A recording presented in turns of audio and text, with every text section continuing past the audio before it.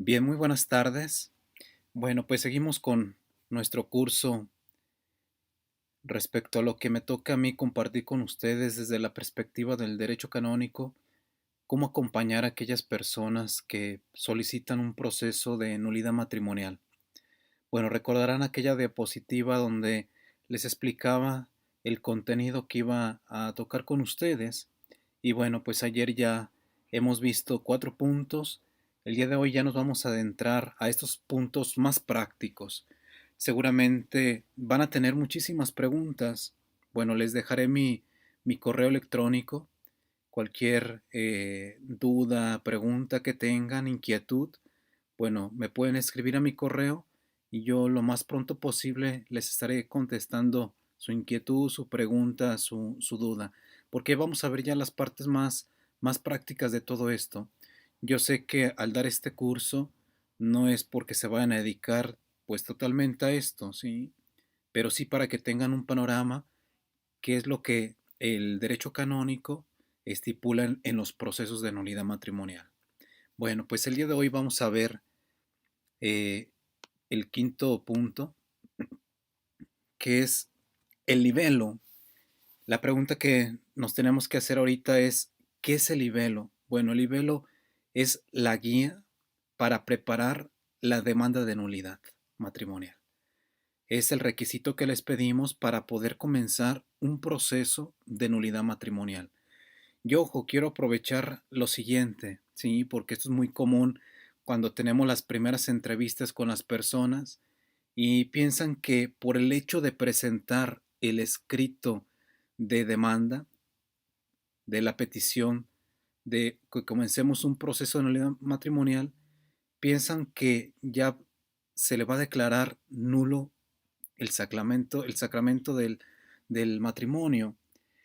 Piensan que ya dando esto, pues ya prácticamente van a obtener la nulidad matrimonial, ¿sí?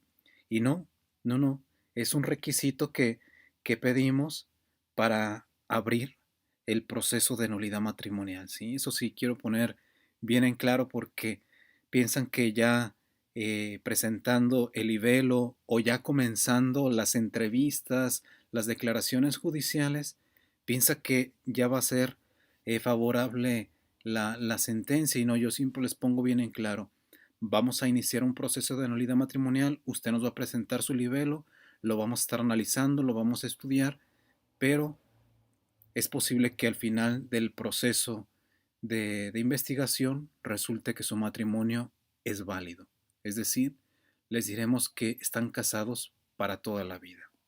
Entonces, porque es una de las cosas que se piensa que al momento de presentar el escrito de demanda, significa que ya vamos a hacer todas las cosas que necesitan y al final se le va a decir que su matrimonio fue nulo, ¿sí? Bueno, una de las preguntas que tal vez nos podemos hacer es, ¿cómo se redacta el escrito de demanda? ¿Qué datos debe contener el libelo o el escrito de demanda? Bien, esto no es algo que los tribunales eh, estipulemos, ¿verdad? ¿Qué es lo que se necesita? ¿Cómo se debe redactar? No, todo esto viene iluminado por el canon 1504, sobre todo para el proceso ordinario. Eh, el libelo o el escrito de demanda, dice este canon, debe primeramente especificar ante qué juez se introduce la causa, qué se pide y contra quién. Ahorita todos estos elementos que estoy desarrollando de este canon, ahorita lo vamos a entender, les voy a compartir el instructivo que nosotros les damos para que rellenen su libelo aquí en la arquidiócesis, ¿sí? Número 2 dice, indicar en qué derecho se funda el actor y al menos de modo general en qué hechos y pruebas se apoya para demostrar lo que afirma. Claro, yo sé que muchas personas de las que llegan a nuestro tribunal pues no saben nada de derecho canónico, ¿verdad? Aquí dice indicar en qué derecho se funda el acto. Bueno, pues en esa primera entrevista pues le vamos ayudando a discernir, ¿sí? Más o menos por dónde puede ir su caso pero es cierto esto, así que nos digan, va a ir por esta causal, por este canon, pues no. Pero bueno, es importante que lo que menciona este canon, que nos cuente los hechos y si tiene pruebas de lo que nos va a argumentar, bueno, pues eso nos ayuda para este proceso. Número 3. Estar firmado por el actor o por su procurador, con indicación del día, mes y año, así como también del lugar donde habitan o dijeran traer la residencia a efectos de recibir documentos. 4. Indicar el domicilio o cuadomicilio del demandado. Les digo, ahorita lo vamos a entender más lo que pide estos cánones ya con el formato que les voy a presentar. ¿Y qué pasaría si fuera comenzar un proceso más breve? Bueno, ese nos va a remitir al canon 1684. ¿Qué elementos debe de contener el escrito de demanda? Dice, el escrito de demanda con el que se introduce el proceso más breve, además de los elementos enumerados en el canon 1504, debe. Entonces, aparte de lo que ya acabo de mencionar, ¿qué más debe contener este escrito? Primero, exponer brevemente, en forma integral y clara, los hechos en los que se funda la petición. Número 2. Indicar las pruebas que puedan ser inmediatamente recogidas por el juez. Y número 3. Exhibir como adjunto los documentos en los que se funda la petición. Entonces, aparte de lo que menciona el canon 1504, dice exponer brevemente los hechos, ver las pruebas, indicar las pruebas que se tengan de estos hechos y exhibir como adjunto los documentos que fundan la petición. ¿Sí? Esos son los elementos esenciales que debe contener el libelo, el escrito de demanda. Surge otra pregunta. ¿Hay una guía para la redacción del escrito de demanda de nulidad matrimonial?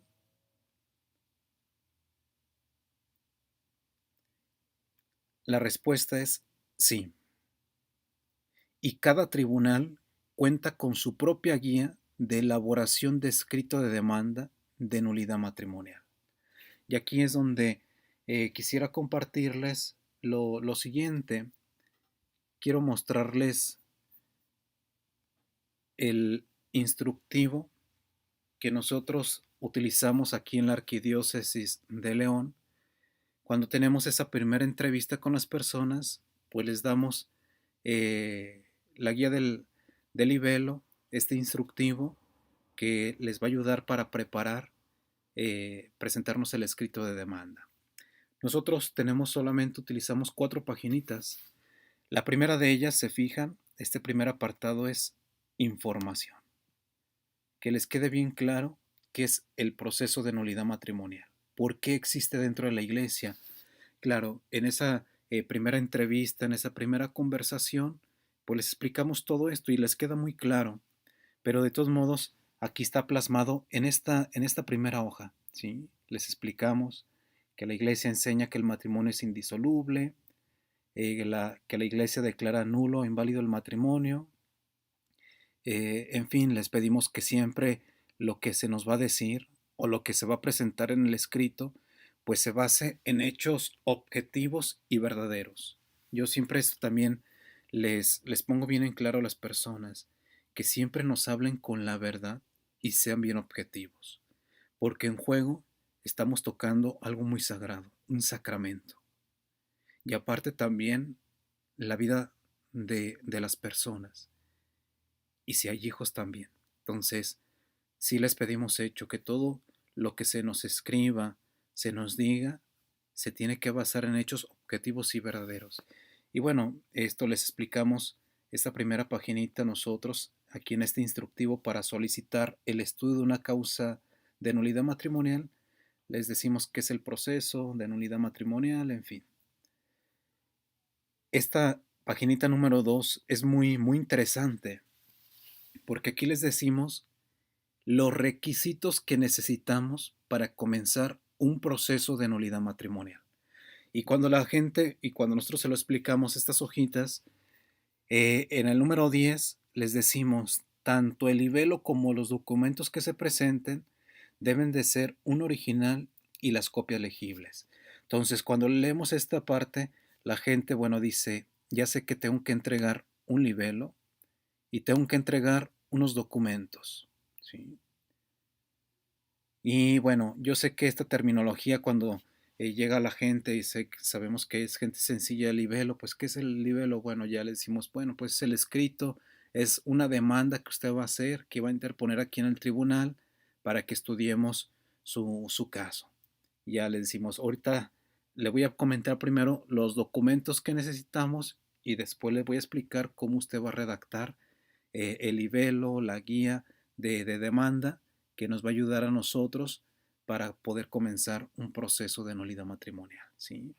Entonces, nosotros qué le solicitamos? El escrito de demanda y los siguientes documentos. En esto casi todos concordamos, ¿eh? Todos los tribunales. Bueno, nosotros le estoy poniendo el caso de mi diócesis. ¿Qué documento les pedimos? El acta o un certificado del matrimonio eclesiástico. Copias originales recientes de las actas bautismales de las partes, acta de matrimonio ante la autoridad civil, acta de divorcio del civil. Bueno, si alguno de, del matrimonio que va a solicitarnos el proceso de nulidad matrimonial no se casaron en el civil, bueno, esto no lo tienen que traer, ¿verdad? Esto ya lo omitimos, pero bueno, realmente todos se han casado ante el civil y bueno, también le pedimos el acta de divorcio al civil. También les pedimos escritos, cartas o documentos que puedan servir como prueba en la causa. Este punto también es muy importante porque a veces hay algunas pruebas que nos pueden ayudar. No sé, pongo el ejemplo de, de un matrimonio, no sé, donde la mujer vivió muchísima violencia física, psicológica, verbal. Y pues a veces ya dentro de la vida matrimonial, pues llegan hasta denunciar a la otra parte. Decimos, preséntenos esa denuncia. Esa denuncia va a sostener de que verdaderamente usted vivía violencia física y hasta interpuso una demanda.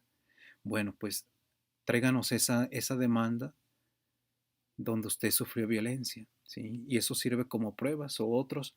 O por ejemplo, que me fue infiel. Que bueno, desde ahorita claro, la infidelidad no es causal de nulidad, ¿sí? Pero que me fue infiel ya desde antes, después de que nos casamos, anduvo con muchas mujeres y bueno, mire, tengo estos textos que saqué capturas, bueno, pueden ayudar, ¿sí? Entonces ahí les pedimos algunas pruebas. También para poder comenzar un proceso de nulidad matrimonial, también les decimos que parte importante ya en las declaraciones judiciales, pues es necesario tener testigos, ¿sí? Por eso aquí le ponemos que nos van a dar o nos van a entregar una lista de testigos con nombres completos, direcciones actualizadas y con su número telefónico. Esto es para nosotros corroborar de que se nos está hablando con la verdad. Tenemos los elementos para poder llegar después a la certeza moral de que ese matrimonio fue un matrimonio inválido. Y siempre, bueno, yo cuando entrevisto a las primeras personas sí les pongo muy en claro esto que dice aquí. Los testigos deben de ser personas dignas de crédito, que conozcan el caso, pueden ser familiares, mientras más cercanos mejor, se requiere calidad, no cantidad. ¿Sí? Nosotros, bueno, acá la práctica de nuestro tribunal generalmente les pedimos 3 testigos. Aquí dice, pueden ser familiares, mientras más cercanos, mucho mejor. Se requiere calidad o cantidad. De hecho, ahorita, al regresar a las diapositivas, voy a tocar este aspecto de los testigos, porque sí es muy importante dentro del proceso de nulidad matrimonial eh, su testimonio de ellos.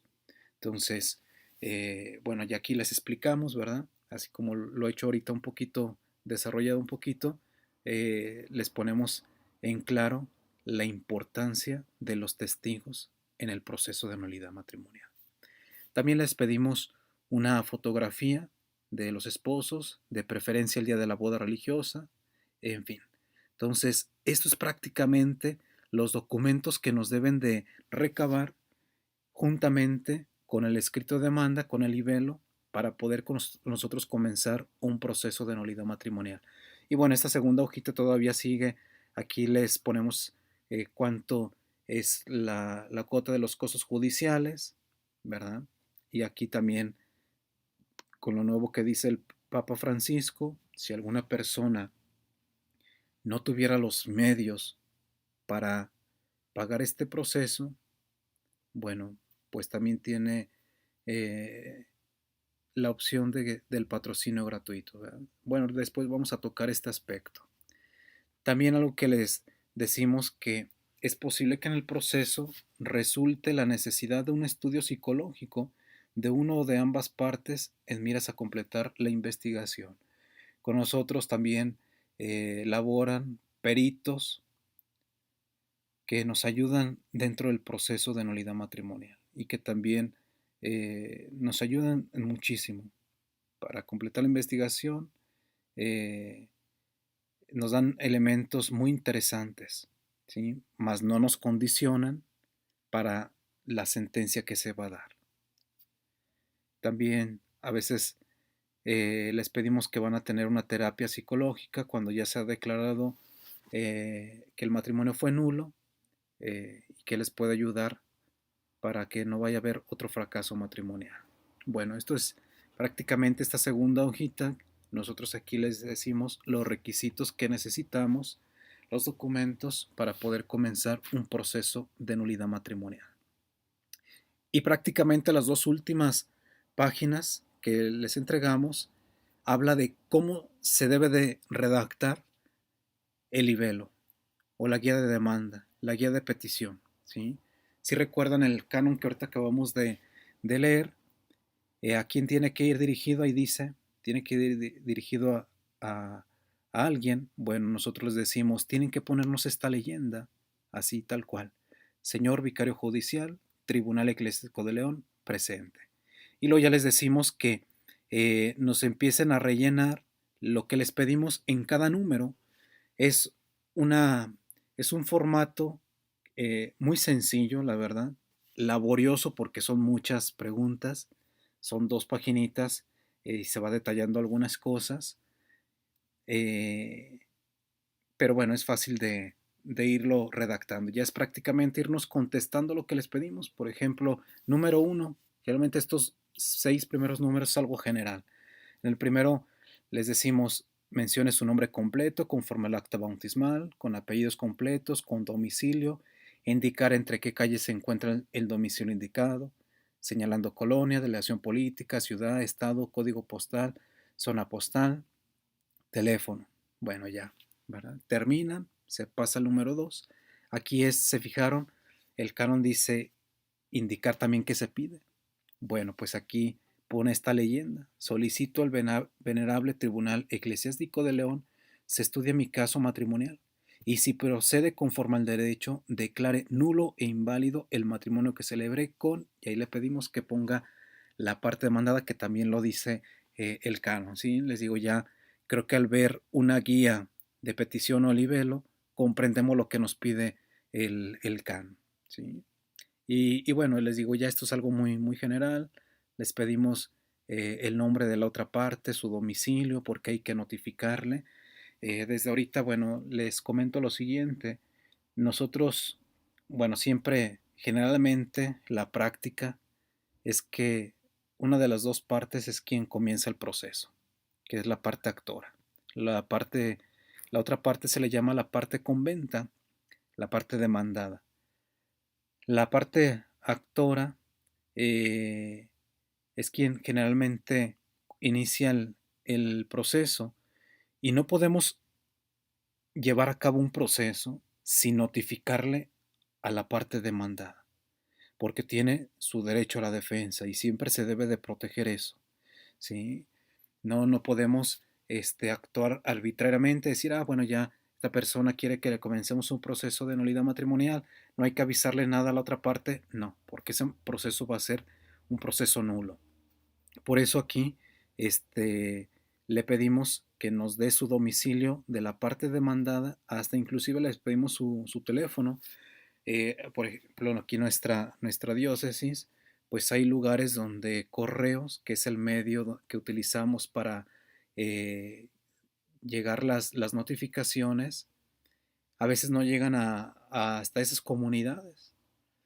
Entonces, bueno, pues ya por otros medios tenemos que buscar el que les llegue la notificación de que se presenten y que sepan de que está comenzando un proceso de nulidad matrimonial. Entonces, siempre es bien importante los domicilios de ambos.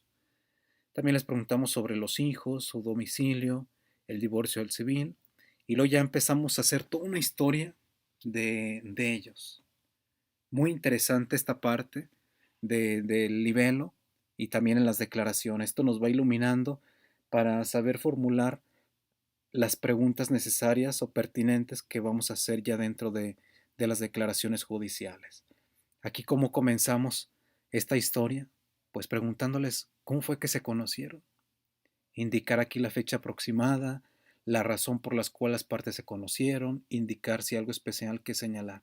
Y yo siempre les digo, cuando vayan a redactar a partir de este número, siempre les digo que sean muy explícitos, ¿verdad? No sé, voy a poner este ejemplo. A veces les digo, no vayan a poner, ay, nos conocimos en el cine y ya. No, a ver, resulta que un día yo iba al cine, la otra parte, eh, bueno, supongamos mi novio en ese tiempo iba con otros amigos y resulta que coincidimos en la misma butaca. Empezamos ahí a dialogar un poco porque a mí se me cayeron las palomitas. Al final de que terminó la película, seguimos platicando a tal grado que compartimos el número de celular. Al día siguiente me empezó a escribir y así fue toda una semana. Después me invitó a salir, en fin, ¿verdad? Hasta que llegaron al noviazgo. Entonces, sí es importante que nos vayan dando detalles para nosotros darnos cuenta quién vamos a tener enfrente en este proceso de nulidad matrimonial. ¿Sí? Les preguntamos sobre el noviazgo, sobre cómo llegaron a la decisión del matrimonio, los trámites de la boda, tanto en la autoridad civil como en la autoridad eclesiástica, celebración después de la ceremonia religiosa, es decir, si hubo viaje, si hubo fiesta, después lo del viaje de bodas. Otra vez les preguntamos sobre el domicilio conyugal. Este punto es muy importante. Problemas fundamentales ya en la vida matrimonial. ¿Sí? Dice señalar cuándo empezaron, cuáles fueron, cómo lo solucionaron o si no lo pudieron hacerlo, si consultaron a una persona y qué opinó. Este es muy interesante porque ya nos va iluminando por dónde va este caso. ¿Sí? Los hijos habidos en el matrimonio, la separación definitiva, también cómo se llegó al fracaso, divorcio entre la autoridad civil, la situación actual de las partes, cómo se enteraron de los trámites, cómo fue que llegaron al tribunal, ¿sí? Ahorita hay muchas personas que dicen, nos han llegado personas que dicen, pues es que ya lo vi en internet, de ahí me enteré que existían estos procesos. Yo me enteré porque otra vecina ya había realizado su proceso, porque me acerqué a un sacerdote, me mandaron al tribunal. Bueno, pues también es importante saber todo esto. Y bueno, pues terminaría con respetuosamente y lo que dice el canon, la fecha y la firma de la parte solicitante, ¿sí? Entonces, este es un modelo que nosotros manejamos, son similares, ¿eh? No es de que en otros eh, tribunales de diferentes diócesis haya algo más novedoso, ¿no? Tal vez el formato sea diferente, algunas preguntas todavía pueden profundizarse, en fin, ¿sí? Entonces, esto es prácticamente o el instructivo para solicitar el estudio de una causa de nulidad matrimonial. Me ha gustado, por ejemplo, que la Arquidiócesis de México, en su página de internet, hasta ahí se puede descargar la guía de libelo. Sorprendente ya el avance que ellos llevan. Nosotros todavía, bueno, en nuestro caso no tenemos una plataforma donde puedan acceder las personas y descargar algún material, ¿verdad? Sobre todo estas copias o este instructivo, generalmente ya cuando tienen la primera entrevista es cuando se lo entregamos, ¿sí? Muy bien, vamos pues a seguir adelante.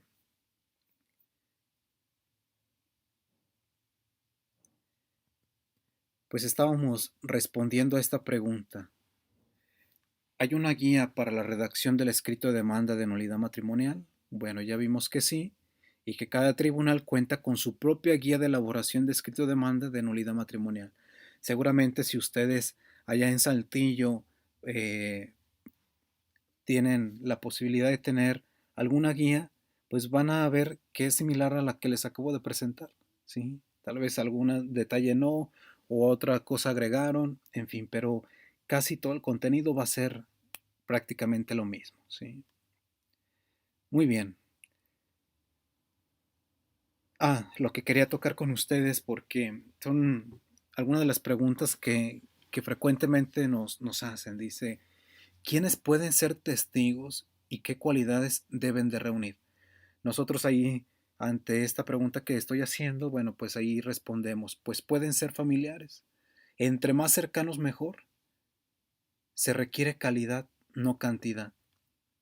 Y bueno, yo aquí puse algunas cualidades que debe de tener los testigos y que de verdad, como son un elemento bien importante dentro de los procesos, pues sí es importante que reúnan estas cualidades. Bueno, esto es iluminado a partir del canon 1549, pues deben de ser mayores de 14 años, al menos que estén rechazados por el derecho. Personas que se caractericen por su honradez.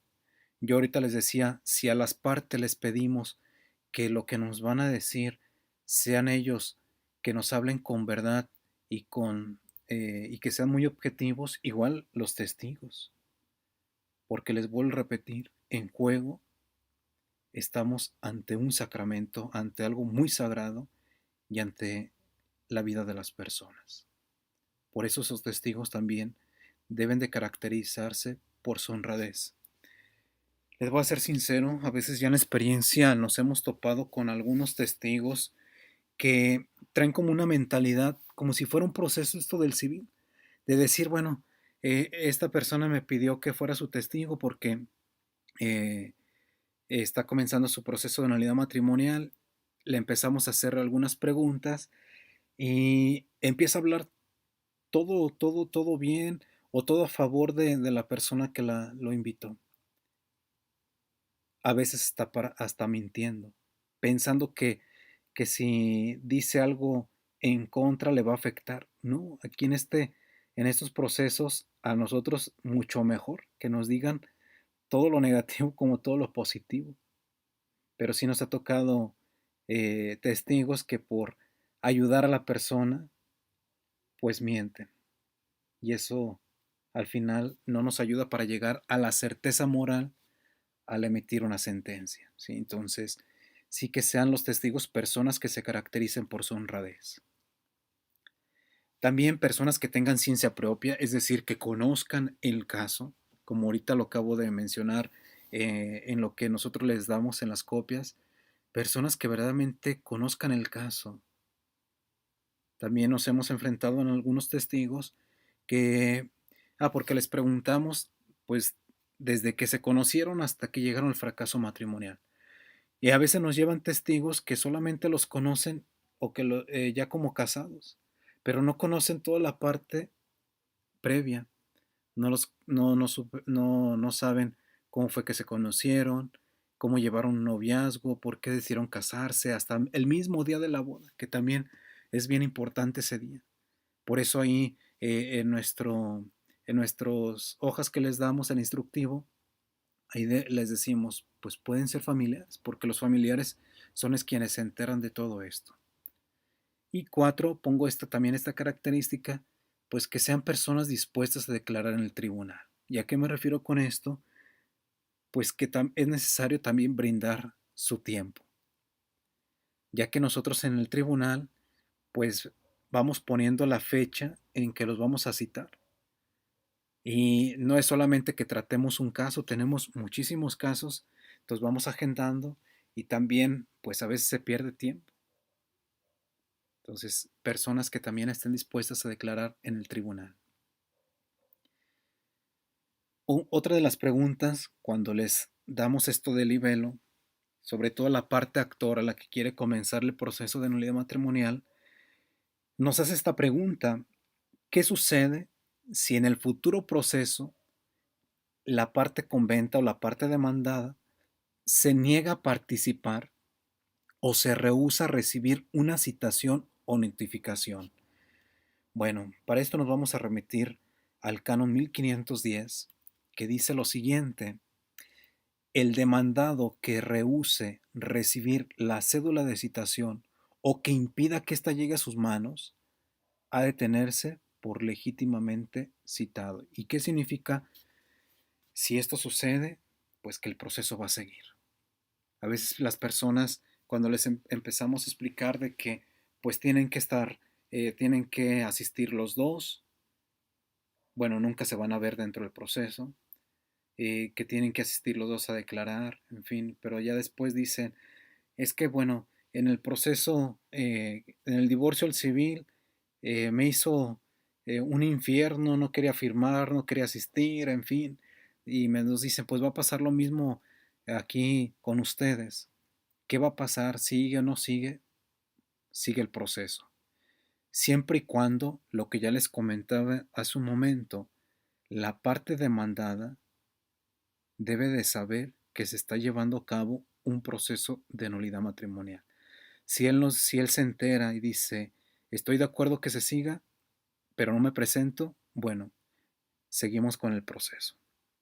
Que sí nos pasa, ¿eh? Y esto también es muy común, nada más que sí es complicado porque pues no nada más tenemos la, la versión de una persona, que sería lo ideal, pues tener la versión de los dos y ver si verdaderamente concuerdan o no, ¿sí? Es interesante pues tener la versión de las dos personas, pero sí, una de las preguntas que nos hacen, bueno, si la otra parte no quiere participar, ¿qué sucede? ¿Ya no sigue el proceso?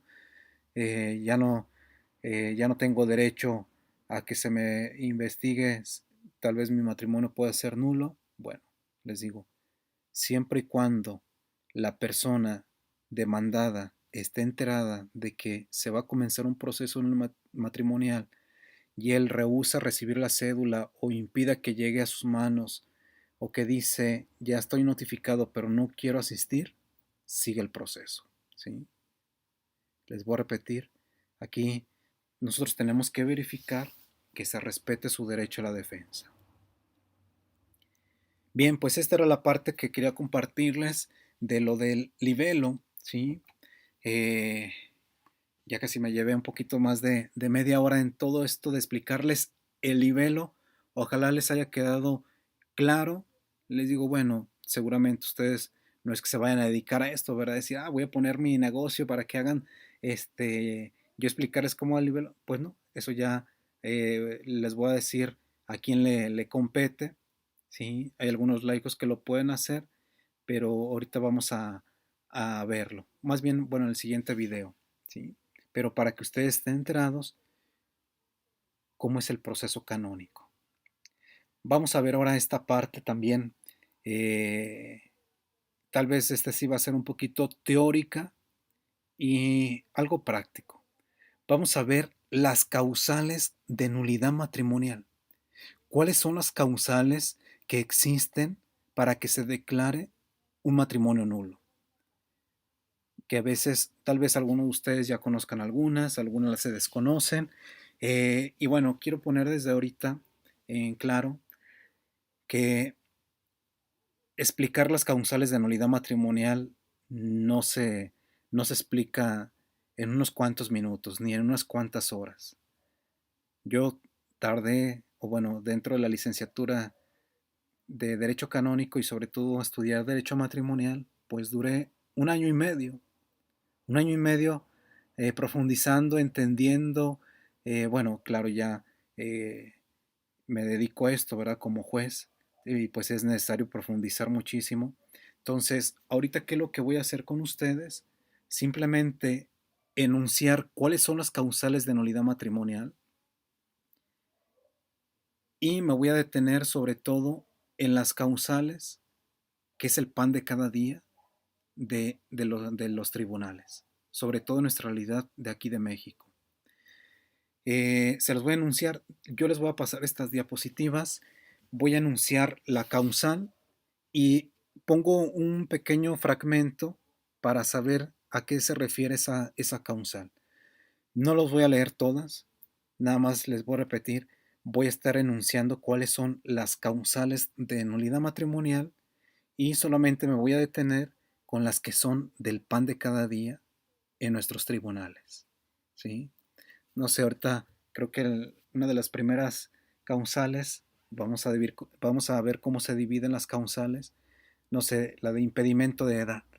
No es que en el tribunal tengamos todos los días personas que se casaron sin tener la edad que marca el Código de Derecho Canónico. Pues no, ¿sí? Por eso este apartado que vamos a entrar ahorita, solamente voy a enunciar las causales y me voy a detener con aquellas que sí trabajamos todos los días. Y antes de adentrarnos, ya recuerdo, antes de adentrarnos a hablar sobre las causales de nulidad matrimonial, quisiera que tuviéramos estos presupuestos que son importantes para comprender las causales de nulidad matrimonial. Primero quisiera partir de esta pregunta. Bueno, ¿qué dice el Código de Derecho Canónico sobre el matrimonio? Este canon para nosotros es muy importante. El canon 1055, parágrafo 1, porque aquí se nos da la definición de qué es matrimonio. Dice el canon 1055, parágrafo 1. Ahí se nos define qué es el matrimonio.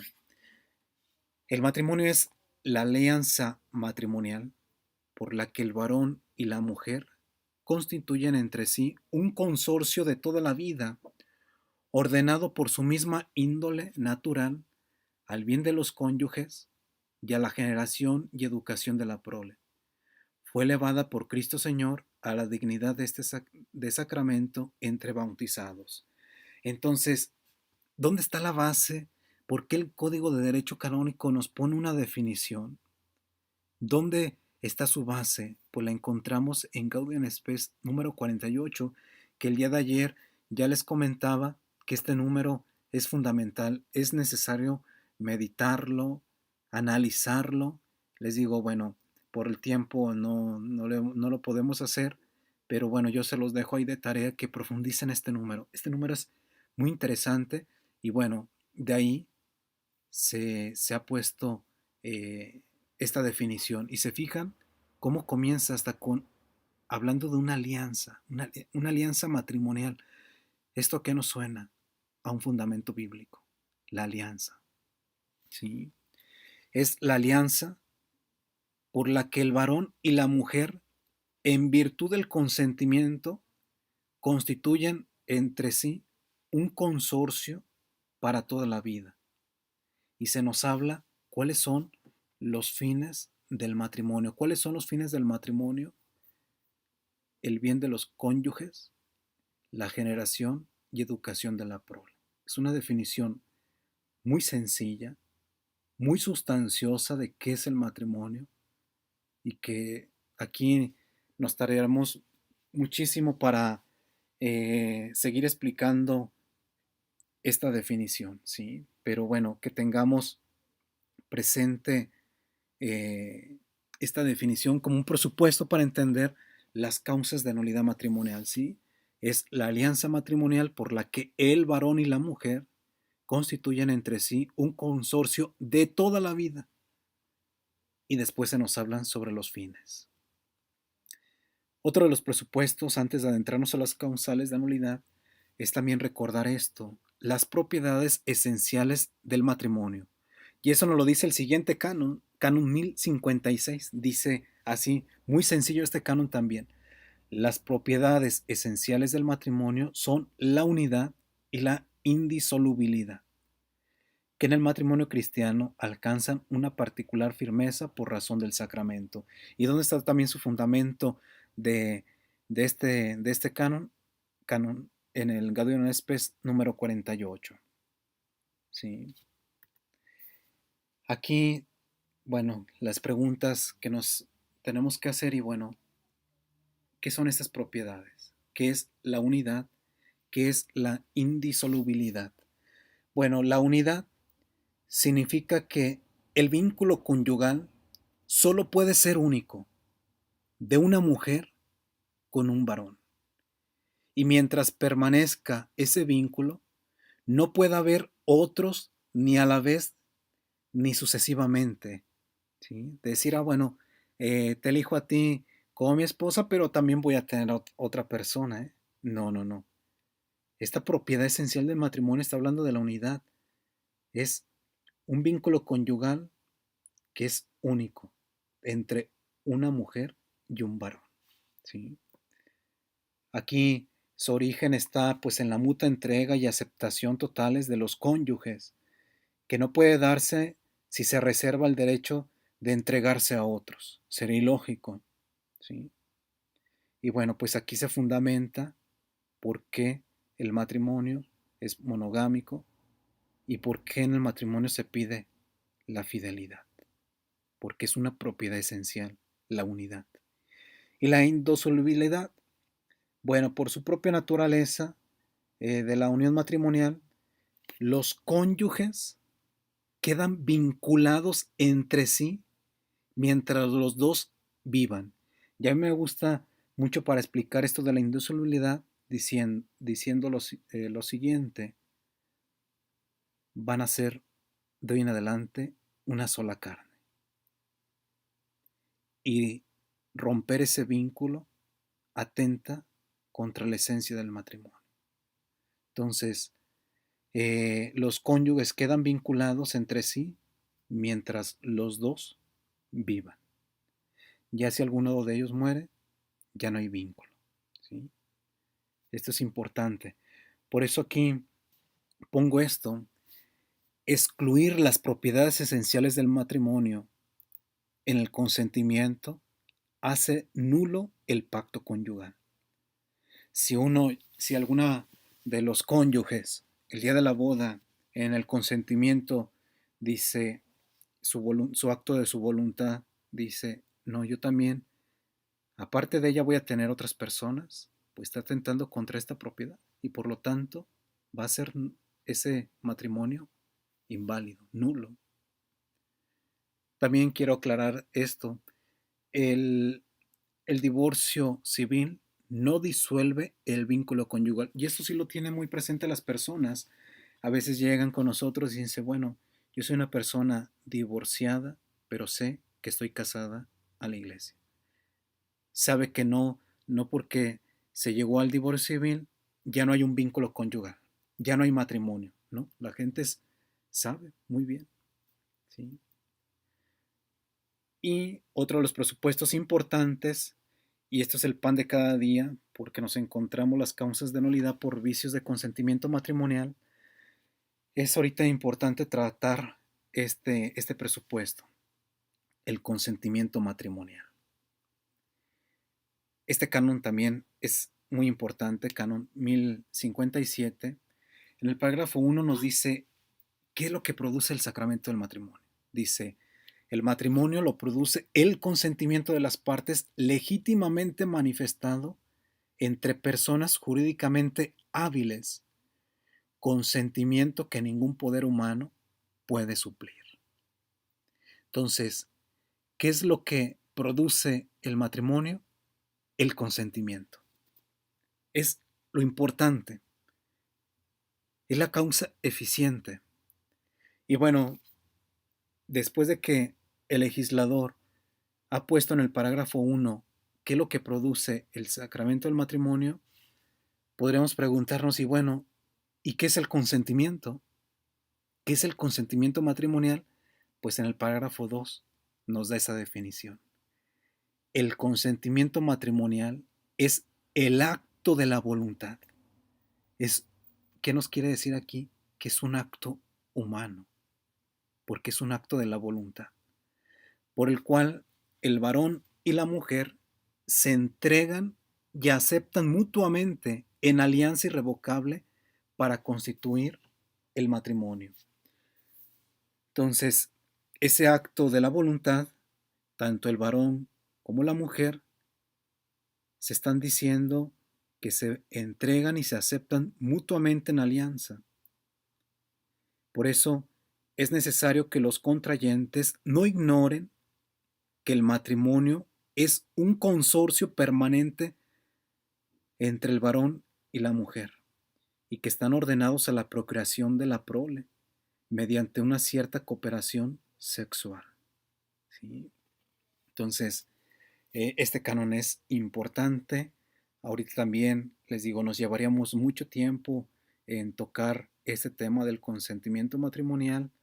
Yo les mandé por ahí un artículo de Monseñor Munilla, muy interesante, hasta del Catecismo de la Iglesia Católica, ahí se puede profundizar, ¿sí? Y en la bibliografía que también les puse, pueden todavía profundizar sobre este tema, pero bueno, a mí lo que me importa ahorita es qué es lo que el legislador ha puesto en el Código de Derecho Canónico.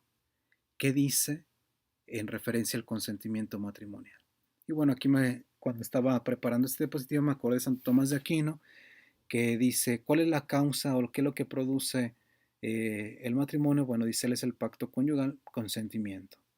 ¿Y qué es lo que produce ese consentimiento? Un vínculo, que es la esencia del matrimonio.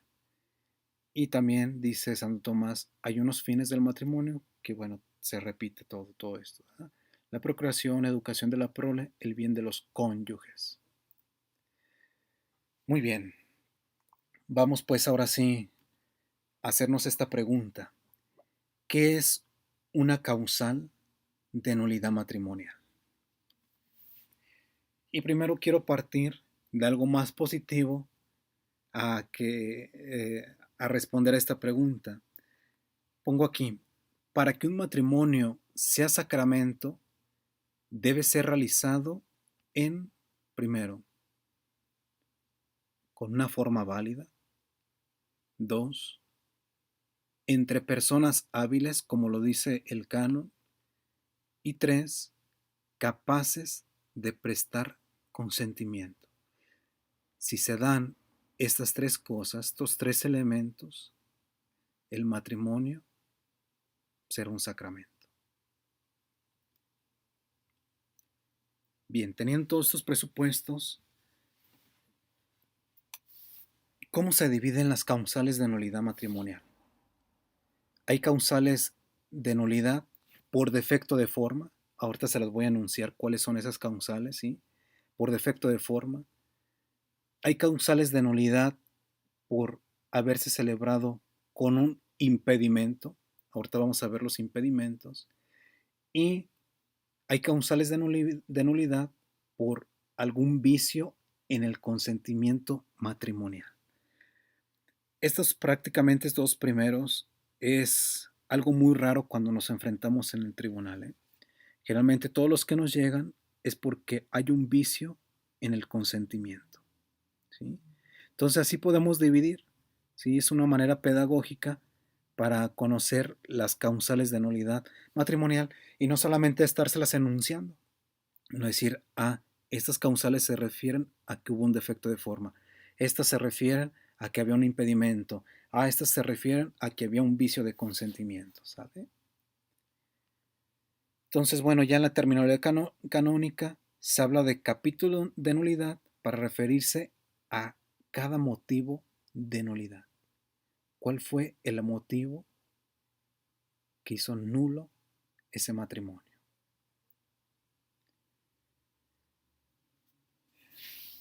Bien, ¿cuáles son específicamente ya las causales de nulidad matrimonial? Era lo que les comentaba ahorita cuando iba a entrar a este apartado. Ahorita les voy a enumerar cuáles son las causales de nulidad matrimonial. Y así como está dividido por algún defecto de forma, por un impedimento o por algún vicio del consentimiento. Y nomás me voy a detener en las que son del pan de cada día de los tribunales. Pero les voy a repetir, les voy a dejar, les voy a pasar estas diapositivas y ahí viene enunciada la causal y un poquito una explicación, ¿sí? Porque les digo, nos tomaría muchísimo tiempo explicar cada una de las causales. Vamos a ver primeramente las causales donde hay un impedimento y comenzaremos con impedimentos que nacen de circunstancias personales. ¿Cuáles son esas causales por impedimento de edad? Esa es la primera. ¿Sí? Aquí les pongo lo que les decía, o no les voy a enunciar, pero aquí les explico un poco a qué se refiere ese impedimento de edad. ¿Sí? Bueno, este se los voy a leer, ya los demás no. El canon 1083, parágrafo 1, afirma que no se puede contraer matrimonio válido el varón antes de los 16 años cumplidos, ni la mujer antes de los 14 también cumplidos, aunque la conferencia episcopal puede establecer una edad superior para la celebración lícita del matrimonio. Supongamos que una pareja, un varón, tenía en ese momento 15 años y ella 18. El sacerdote no se da cuenta y así reciben el sacramento, en fin. Ya después empiezan los problemas o se enteran de esto, piden que comencemos un proceso de nulidad matrimonial porque había un impedimento de edad. Se investiga y efectivamente se corrobora que en ese tiempo el varón tenía 15 años, pues había ese impedimento de edad. Ese matrimonio es nulo, ¿sale? Entonces, vamos a ir viendo las causales de nulidad. Y estas son por circunstancias personales, ¿eh? Número 2, impedimento de impotencia antecedente y perpetuo. Bueno, ya, eso creo que ya al enunciar esta causal ya sabemos a qué se refiere. Hay también impedimentos que nacen de causas jurídicas. ¿Cuáles son esos impedimentos de causa jurídica? Por un impedimento de vínculo o ligamen, es decir, que ya se tiene un vínculo anterior. 4. Impedimento de disparidad de cultos. También es interesante esta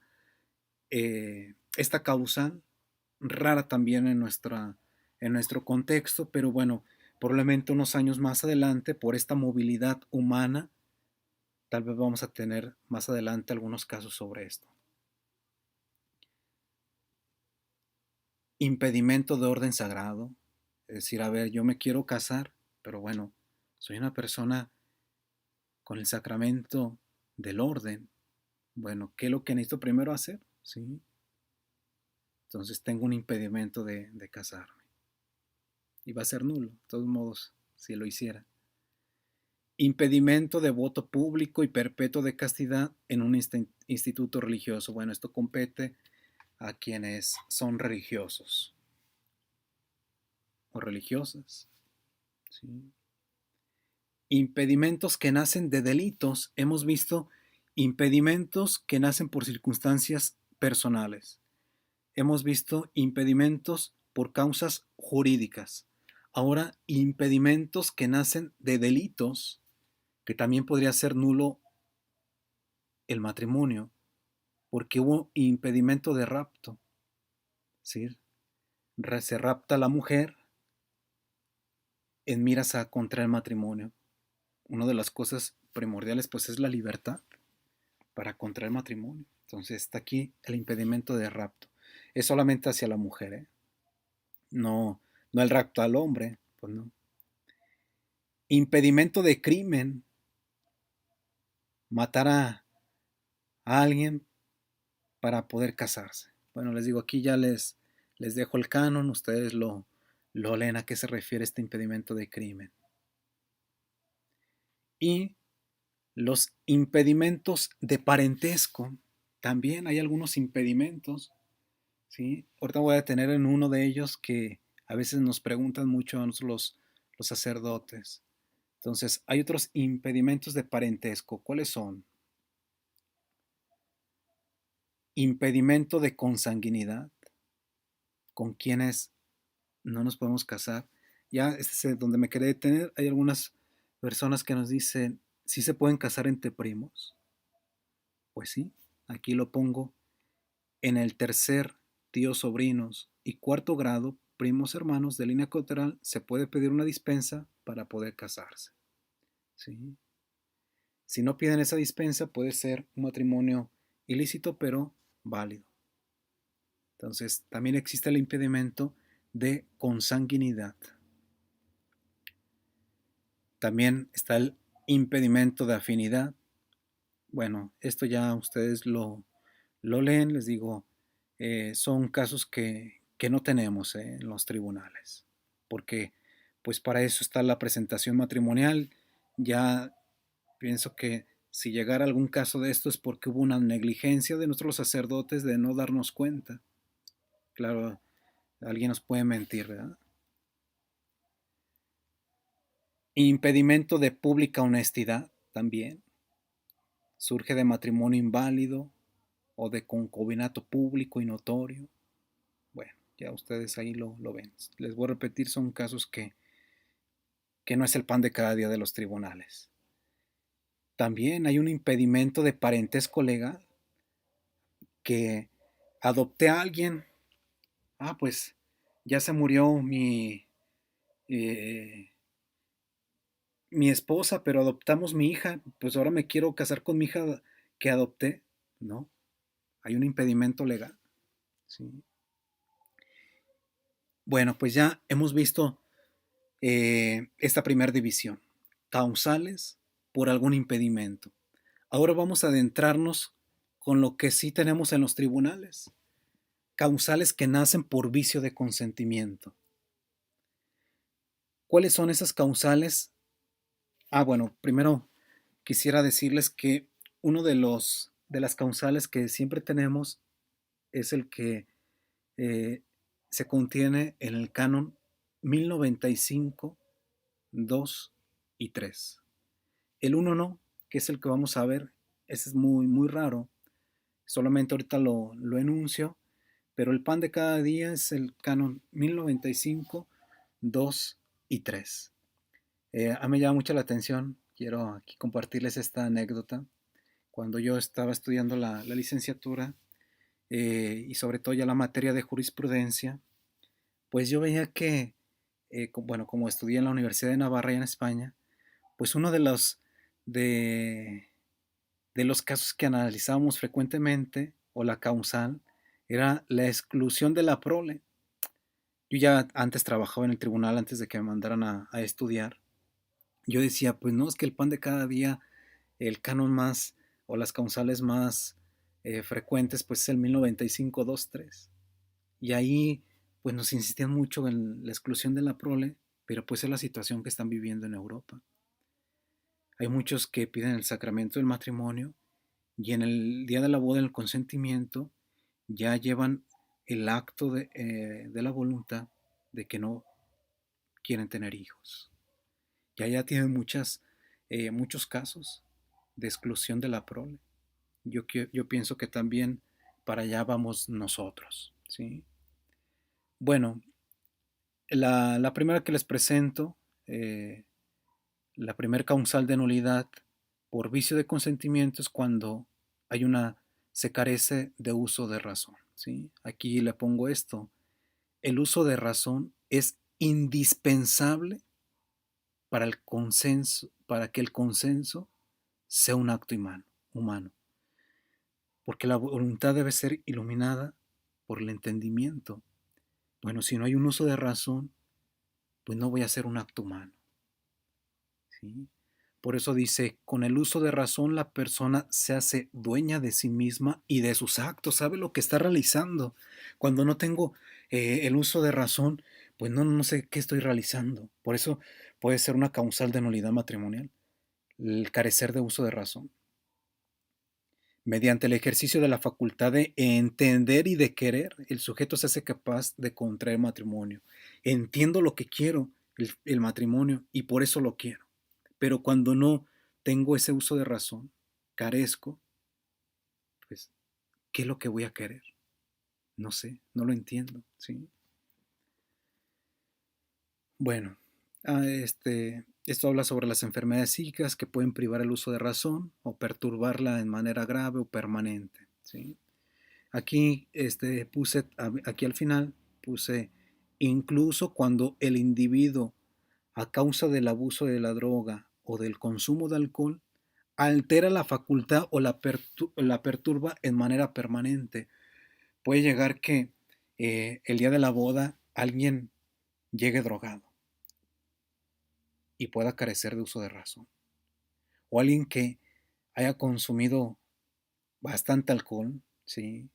Pues también puede carecer de uso de razón. Aquí es muy difícil analizar estos casos. Yo recuerdo también eh, dentro de la materia de jurisprudencia, donde se nos da una sentencia se mete el caso de por carecer de uso de razón, porque supuestamente el día de la boda la persona llegó muy alcoholizada y de hecho esa persona no tomaba, no tomaba mucho alcohol y unas horas antes con sus amigos se va a tomar, llega algo tomado, entonces es difícil porque hay que ver los grados, hay personas que aguantan mucho tomar, no podemos decir, quien ya tomó 5 cervezas y se casa ya va a quedar nulo, no. Entonces, al final, bueno, la sentencia que nos dieron para analizarla, pues fue bien difícil y al final fue negativa. No se descubrió que por haber tomado carecía de uso de razón. ¿Sí? Y aparte, bueno, yo pienso que nosotros los sacerdotes sí nos percatamos cuando una persona llega alcoholizada o drogada, ¿no? Bueno, entonces ahí está la primera causa de nulidad por carecer de uso de razón. Número 2, por causa de defecto de discreción de juicio. Este es el pan de cada día dentro de los tribunales y la siguiente causal. Bueno, aquí pongo el canon 1095.2, con base en la jurisprudencia rotal, afirma que la discreción de juicio, que conlleva la discreción de juicio, supone un núcleo cognitivo mínimo, como exige el Código de Derecho Canónico, para que el consentimiento sea válido y que se presume presente en los contrayentes después de la pubertad. Bueno, ¿qué se refiere? Alguien tendrá un juicio correcto del matrimonio, quien verdaderamente sabe lo mínimo que se pide para el matrimonio. ¿Y qué es lo mínimo que se pide en el matrimonio? Pues aquí tenemos que, ay, perdón, aquí puse debería llevar una C.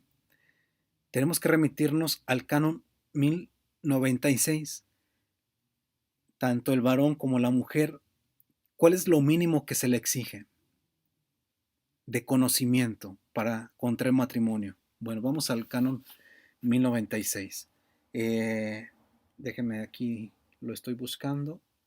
Dice, para que pueda haber consentimiento matrimonial, es necesario que los contrayentes no ignoren al menos que el matrimonio es un consorcio permanente entre un varón y una mujer, ordenado a la procreación de la prole mediante una cierta cooperación sexual. ¿Qué nos dice este canon? Bueno, aquí está contenido el mínimo conocimiento que deben de tener los contrayentes. Cuando hay una falta grave de efecto de discreción de juicio es porque no tienen ese contenido mínimo que se les está pidiendo. Por eso aquí se pone el defecto de discreción de juicio comporta, según la jurisprudencia rotal, principalmente la voluntad, facultad o capacidad de autodeterminación, que es en este caso debería estar afectada de graves enfermedades psíquicas. Aquí pone algunos ejemplos de cómo se puede ver afectada esa discreción de juicio y que va a afectar la voluntad. Y recuerden, ¿qué era el consentimiento? Pues es un acto de la voluntad. ¿Qué puede afectar tener una discreción de juicio sobre qué es el sacramento del matrimonio? Aquí pongo algunas cosas. una disociación mental, la esquizofrenia, desórdenes de personalidad, etcétera. Dice que regularmente actúan sobre el objeto del pacto conyugal, sobre la voluntad, sobre el consentimiento, dejando viciada la facultad de la inteligencia. Inteligencia no va a iluminar bien la voluntad. Dice, en este caso hay menos capacidad para decidir y para escoger, que son los componentes fundamentales del acto voluntario. ¿Sí? Ahorita les voy a poner un caso ya práctico para comprender este que les digo es una de las causales que frecuentemente tenemos, una grave defecto de discreción de juicio. Bueno, aquí sigo este, profundizando un poquito. Bueno, aquí debe ser grave, ¿verdad? Dice, para que haya incapacidad, el defecto debe además resultar grave, pero no es tanto una enfermedad que lo haga ser grave, sino el defecto, aunque normalmente las dos cosas vayan de la mano. ¿Sí? Bueno, ya esto, ahorita va a quedar claro este capítulo.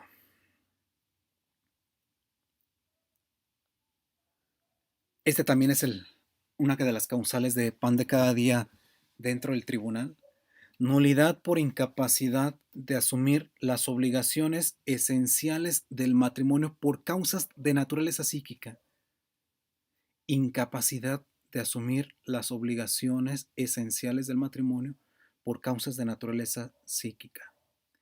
Dice aquí, el tercer criterio para establecer la capacidad de los contrayentes para el matrimonio parte del principio. A nadie se le puede pedir aquello que resulte imposible, que se encuentra sobre las diferentes formulaciones tanto en el campo moral como en el jurídico. ¿Sí? Bueno, aquí también esta causal se precisa que debe ser de naturaleza psíquica, ¿sí? Como aquí viene enunciado. Hay una incapacidad de asumir las obligaciones esenciales del matrimonio por causas de naturaleza psíquica.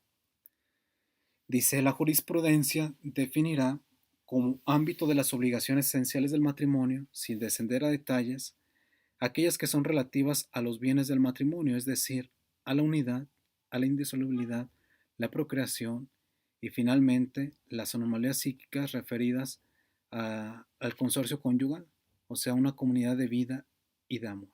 Ahí es donde se verifica si hay esa incapacidad de asumir las obligaciones esenciales de, del matrimonio. Bueno, aquí toco un poquito más, puse estas líneas o estos párrafos sobre la inmadurez, ¿sí? Pero bueno, esto se los dejo para que lo puedan leer ustedes. Quiero detenerme aquí un poquito. Déjenme checar este aspecto de esta causal de la incapacidad de asumir las obligaciones esenciales del matrimonio. Bueno, les voy a poner un caso, un ejemplo. Eh, Recuerdo que una pareja que se conocen, llevan el noviazgo, eh, ya desde el noviazgo la muchacha expresa de que pues el muchacho le dice que no ha encontrado trabajo, en fin, y así se la lleva. Piden el sacramento del matrimonio y sigue la misma problemática, pero y se entera que pues, le gusta ser flojo a la persona y por eso no consigue un trabajo. Bueno, pues una persona así pues no es apta para el sacramento del matrimonio, porque sabe de que pues va a formar una familia, va a construir una comunidad de vida y todo lo que conlleva, o sea, de decir, yo seré la cabeza de la casa y sé todas mis obligaciones que me pide el sacramento del matrimonio, pero bueno, ya venía arrastrándolo delante, nomás que la muchacha pues tal vez ese amor falso la cegó, decir, bueno, o no encuentra trabajo, pero ya después se encontrará. Pues no, no, sí. Bien, A partir de aquí voy a estar enunciando las causales que también podemos tener en los tribunales. Ignorancia de las propiedades esenciales del matrimonio. ¿Cuáles eran las propiedades esenciales del matrimonio? La unidad y la indisolubilidad, lo que ya les comentaba, por eso les di esos presupuestos para comprender estas causales. Bueno, si alguien ignora de estas propiedades esenciales del matrimonio, pues también eh, puede ser inválido el matrimonio. Pero aquí, ojo, por eso le puse aquí, en la práctica, la invalidez del consentimiento por este motivo es más hipotética que real. Porque bueno, las personas saben que eh, el matrimonio es solamente entre un hombre y una mujer y que es para toda la vida, ¿sí? Entonces, alguien que ignore esto, pues no, ¿sí? Otra de las causales, bueno, tal vez ahondar sobre la misma, sobre el error en la cualidad de la persona, también, pero bueno, también son muy raros tenerlos en el tribunal. Error en la persona directa y principalmente pretendida es otra de las causales. Dolo provocado para obtener el consentimiento, este se puede dar, ¿sí? Engañar a alguien dolosamente para obtener su consentimiento, casarme, pero con algo, por un beneficio, ¿sí? Otra de las causales, error determinante acerca de la unidad, de la indisolubilidad o de la dignidad sacramental del matrimonio o error de derecho. Bueno, aquí se los dejo para que profundicen en esto, ¿sí? Dice, un error determinante acerca de la unidad, de la indisolubilidad, por eso era importante darles el presupuesto antes sobre esto.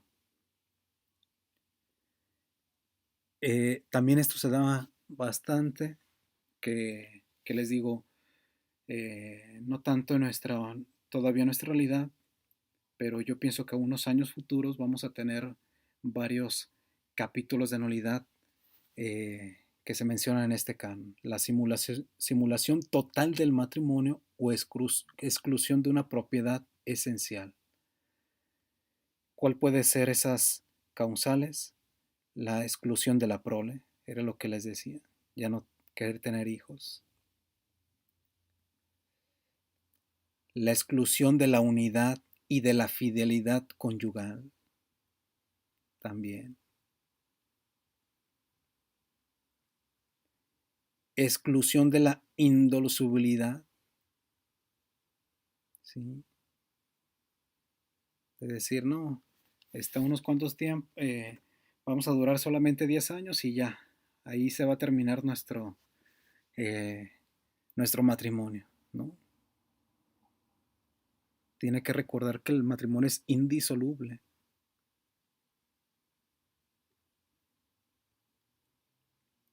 Nulidad por atentar el matrimonio bajo condición de futuro. Me caso contigo si a los 5 meses tenemos que tener un bebé. Pues tampoco, ¿sí? Dice nulidad por atentar el matrimonio bajo condición de futuro. Es decir, si a los 5 meses tenemos un bebé, vamos a estar casados. No, no, es poner una condición. Matrimonio contraído por violencia o miedo grave. Esto creo que es muy, muy claro, ¿sí? Matrimonio contraído por violencia o por miedo grave, ¿sí? Bueno, me hubiera gustado explicarles todo esto, pero por el tiempo ya no se me es posible, pero si tenemos alguna oportunidad después de ir profundizando cada causal, sería fantástico, ¿eh? Es la misma, la misma causal, nada más que profundizando un poquito. Bueno, entonces lo que acabamos de ver son las causales que se contiene por algún vicio del consentimiento. Ahora la tercera división, causales que nacen por defectos de forma. Dice, según los cánones 1104 al 1106 y 1108, para que un matrimonio sea válido por forma canónica, es necesario que, primero, ambos contrayentes estén presentes en un mismo lugar y manifiesten su consentimiento con palabras o con signos equivalentes. En caso necesario, el matrimonio puede contraerse con la intervención de un intérprete. ¿Sí? Entonces, ¿cuál es la forma canónica?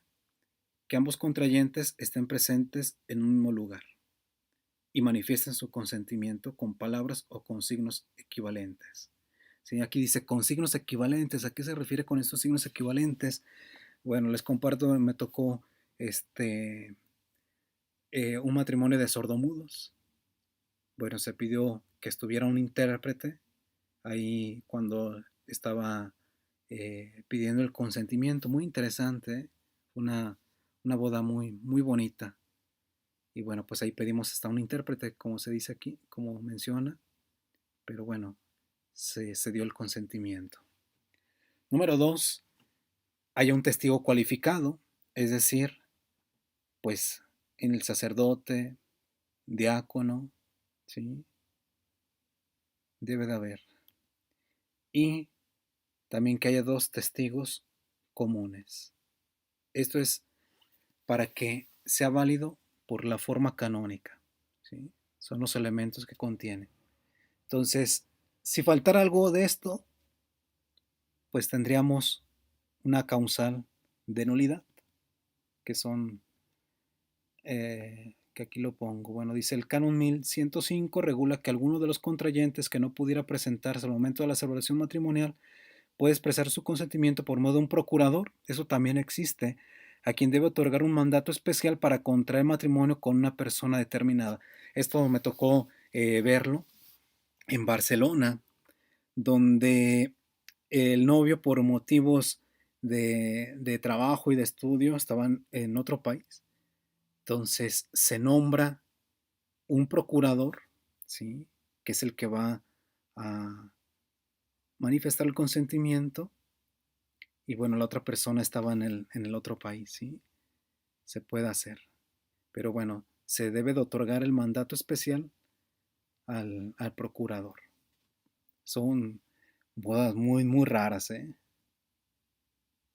Pero que también eh, está dentro del Código de Derecho Canónico. Entonces, ¿cuáles son las causales por defecto de forma canónica? El matrimonio por procurador, lo que acabamos de comentar, matrimonio por procurador nulo por vicio del mandato. Es decir, supongamos este caso que les puse, que el novio le dijo a alguien, tú y ahí nomás preséntate y di el consentimiento, pero no se tiene el mandato, que es lo que dice el canon, debe de tener el mandato. O también matrimonio nulo por celebrarse sin la asistencia del ordinario del lugar o del párroco o sin su delegación. De hecho, cuando nosotros los sacerdotes vamos a estar como testigos, ¿verdad? De un matrimonio, testigos cualificados, si yo llego a una parroquia así nada más y me presento, pues no, me tienen que dar la delegación el párroco de esa parroquia, si no, pues puede ser nulo ese, ese matrimonio, ¿sí? A eso se refieren a estas causales. Bueno, pues hasta aquí hemos visto las causales de nulidad matrimonial. Les digo, es un tema muy extenso, pero bueno, ojalá ahorita ya tengan un panorama de las causales de nulidad matrimonial y cómo se dividen por defecto de forma, causales por algún impedimento o causales por algún vicio en el consentimiento, ¿sí? Les digo, bueno, ha sido muy, muy provechosa ahorita este tiempo ya más práctico. Y quisiera pues poner un ejemplo de una causal. Miren, aquí tengo un ejemplo de un caso de nulidad matrimonial y es por la causal de un grave defecto de excreción de juicio. Lo voy a ir leyendo y creo que hasta se va a comprender esta causal. de grave defecto de discreción de juicio. Dice, el noviazgo de Sonia y Esteban no se desarrolló con normalidad. Fíjense, ya desde el noviazgo, dice, no se desarrolló con normalidad. Él era muy celoso y decía cosas extrañas. Acusaba a Sonia de prestar atención a otros jóvenes y pretendía continuamente que ella le asegurase que no era así. En un determinado momento, Sonia quiso romper el noviazgo, pero Esteban le pidió perdón y siguieron viéndose. Eso pasa muchísimo en los noviazgos. De su relación, cada vez más frecuente e íntima, Sonia resultó embarazada. En el pequeño pueblo en que vivían, la única solución admisible para ellos y sus familias era el matrimonio. Próxima ya la boda, el comportamiento de Esteban no mejoró. Incluso se acentuaron sus ataques de celos. Algunos días antes de la boda, Sonia había ido con sus padres a visitar a unos parientes.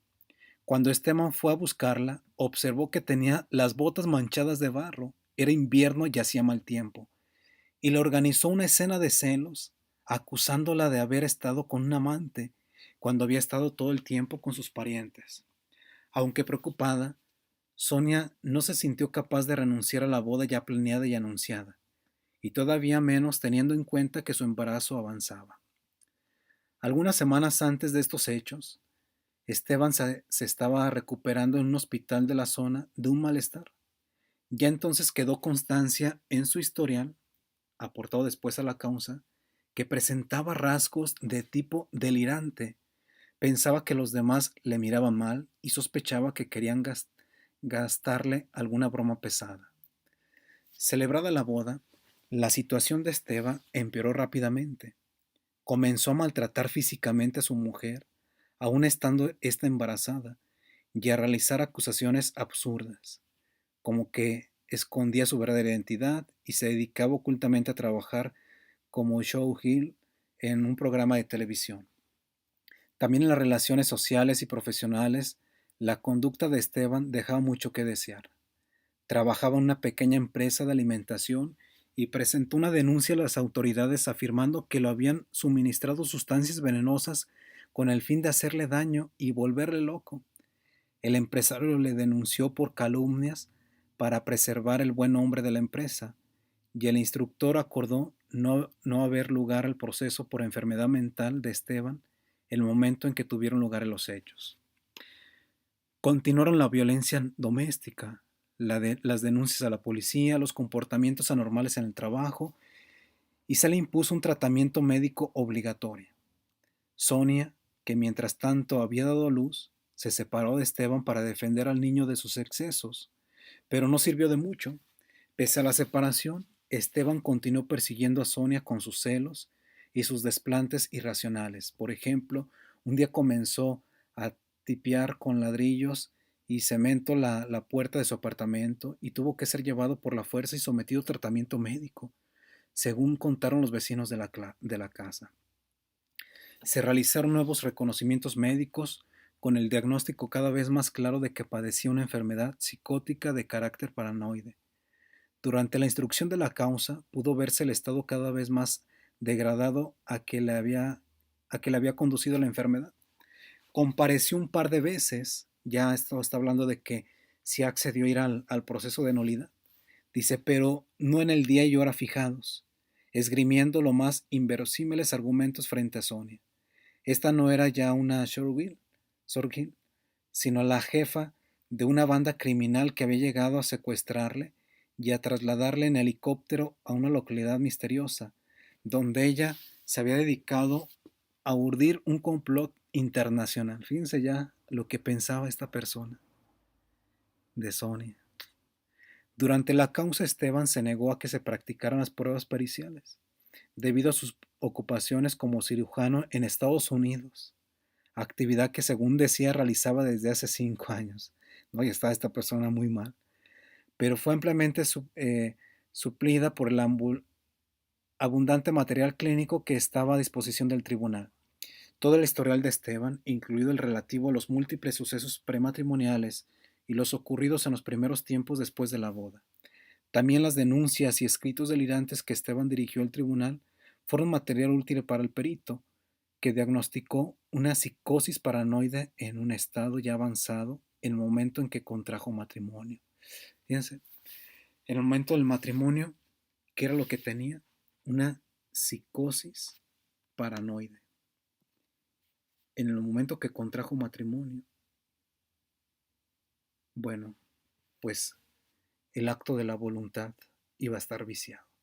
Había un defecto, un grave defecto de excreción de juicio. ¿Sí? Hasta este grado se llegó, se investigó y se dedujo que tenía esto el momento del día de la boda. Pues ese matrimonio fue nulo, ¿sí? Bueno, pero fíjense todas las circunstancias, ¿eh? Muy interesante este caso, analizarlo.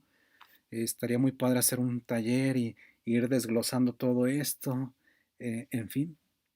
Pero les quería poner este ejemplo de esa causal que acabamos de ver, ¿sí?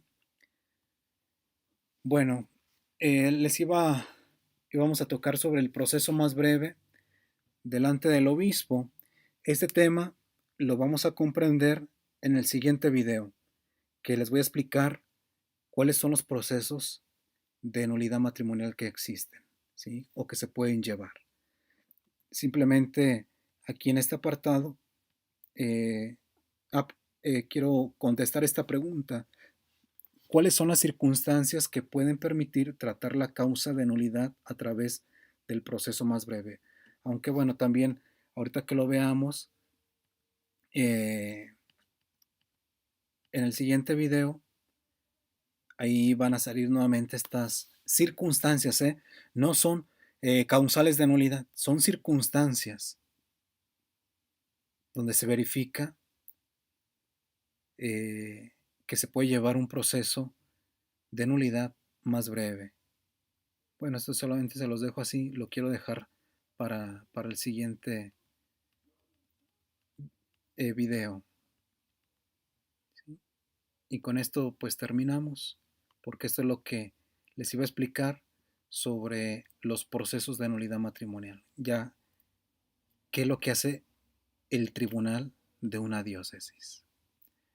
Bueno, pues les agradezco, muchísimas gracias y cualquier inquietud pues lo puedo recibir por medio de mi correo, o si alguien quiere recopilar todas las dudas, las preguntas, pues también me las puede llegar una sola persona, ¿sí? Bueno, pues les agradezco mucho y nos vemos mañana.